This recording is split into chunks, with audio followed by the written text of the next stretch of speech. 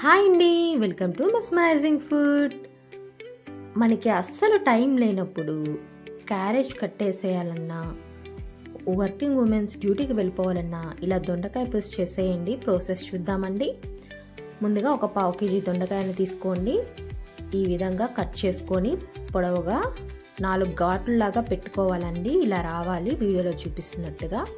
ఇలా వచ్చినప్పుడు పక్కన పెట్టేసుకోండి. ఇలా అన్నీ కట్ చేసుకోండి. అలాగే 1 ఆనియన్ని ఫైన్గా చాప్ చేసుకోండి. 3 పచ్చిమిర్చిని చాప్ చేసుకోండి. 2 టమాటాలను కూడా చాప్ చేసుకోండి. మీరు తీసుకున్న క్వాంటిటీని బట్టి. నేను చింతపండు అయితే యాడ్ చేయట్లేదండి, మీకు కావాలంటే యాడ్ చేసుకోండి. ఇప్పుడు పోపు కోసం 1 టేబుల్ స్పూన్ వరకు తాలింపు గింజలు తీసుకోండి. 2 ఎండుమిర్చి తీసుకోండి.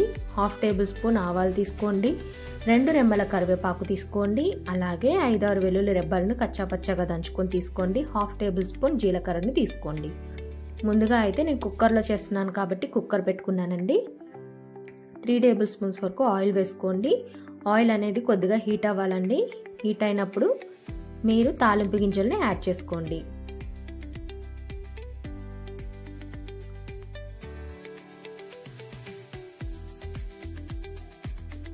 కుక్కర్లో కాబట్టి పెద్దగా టైం పట్టదండి, త్వరగా చేసుకోవచ్చు. టేస్ట్ కూడా చాలా బాగుంటుంది. చక్కగా అన్ని ఇంగ్రీడియంట్స్ని వేసుకొని ఫ్రై చేసుకోండి. లైట్ గోల్డ్ కలర్ వచ్చే వరకు ఫ్రై చేసుకోవాలండి. ఇవి కొద్దిగా ఫ్రై అయిన తర్వాత మీరు ఆనియన్స్ని కూడా యాడ్ చేసుకోండి.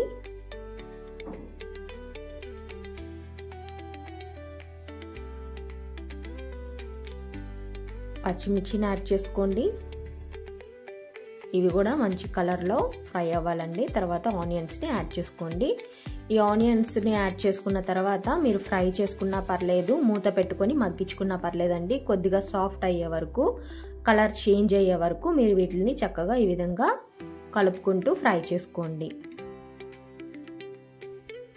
మీడియం ఫ్లేమ్లో పెట్టుకోండి, లేదు అంటే మాడిపోతాయండి. ఇవి ఈ విధంగా కలర్ చేంజ్ అయినప్పుడు మీరు టొమాటోస్ని యాడ్ చేసుకోండి.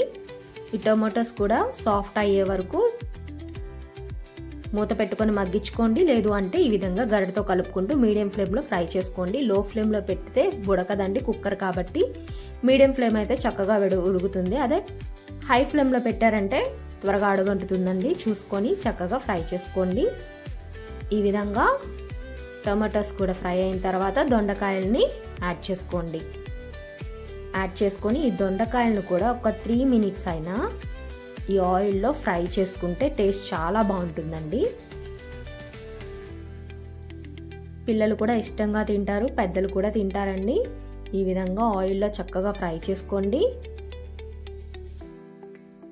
తర్వాత మీ రుచికి తగ్గట్టుగా సాల్ట్ యాడ్ చేసుకోండి. 1/2 టేబుల్ స్పూన్ పసుపు యాడ్ చేసుకోండి. అలాగే కారం కూడా యాడ్ చేసుకోండి. మీరు కారం ఎక్కువ కావాలనుకుంటే ఎక్కువ యాడ్ చేసుకోండి. ఈ ఇంగ్రీడియంట్స్ మొత్తం దొండకాయలకి పట్టేలాగా గరిటతో కలుపుకుంటూ చక్కగా ఫ్రై చేసుకోండి. ఇలా ఒక్క 1 మినిట్ ఉంచిన తర్వాత మీరు వాటర్ని యాడ్ చేసుకోండి. మీకు ఎంత పులుసు పెట్టాలనుకుంటున్నారో అంత వాటర్ని అయితే యాడ్ చేసుకోండి. యాడ్ చేసుకున్న తర్వాత కూడా ఒకసారి ఈ విధంగా గరిటతో కలుపుకోండి. మీరు మీడియం ఫ్లేమ్లో పెట్టుకొని విజిల్స్ వస్తే 3 రావాలండి. హై ఫ్లేమ్లో పెట్టుకుంటే 4 రావాలండి. చాలా బాగా ఉడుకుతుంది దొండకాయ అయితే. కర్రీ అయితే సూపర్గా ఉంటుంది. నిమిషాల్లో చేసేసుకోవచ్చండి. ఈ విధంగా 3 to 4 విజిల్స్ వచ్చిన తర్వాత ఆవిరిపోయిన తర్వాత తీసి చూపిస్తున్నానండి. చూడండి, కర్రీ అయితే సూపర్గా ఉంది. చక్కగా దొండకాయలన్నీ ఉడికిపోయాయి చూడండి.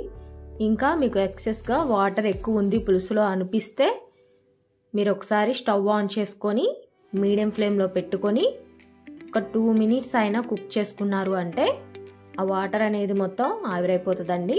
చక్కగా మీకు పులుసులాగా రెడీ అయిపోతుంది కర్రీ అనేది. వీడియోలో చూపిస్తున్నట్టుగా చేసుకోండి. చాలా టేస్టీగా ఉంటుందండి. మీరు కావాలంటే గరం మసాలా యాడ్ చేసుకోవచ్చు, ఇంకా కొరియాండర్ కూడా యాడ్ చేసుకోండి. నేనైతే యాడ్ చేయట్లేదు. చాలా బాగుంటుంది. ఇలా హాట్గా ఉన్నప్పుడు అన్నంలో వేసుకొని తింటే 2 ముద్దలు ఎక్కువే తింటారండి. ఈ స్టైల్లో ఒకసారి దొండకాయ పులుసుని అయితే ట్రై చేయండి. మీకు ఎలా వచ్చిందో నాకు కామెంట్ రూపంలో చెప్పండి. నా వీడియోస్ మీకు నచ్చినట్లయితే తప్పకుండా సబ్స్క్రైబ్ చేయండి, లైక్ చేయండి, షేర్ చేయండి. Thank you for watching.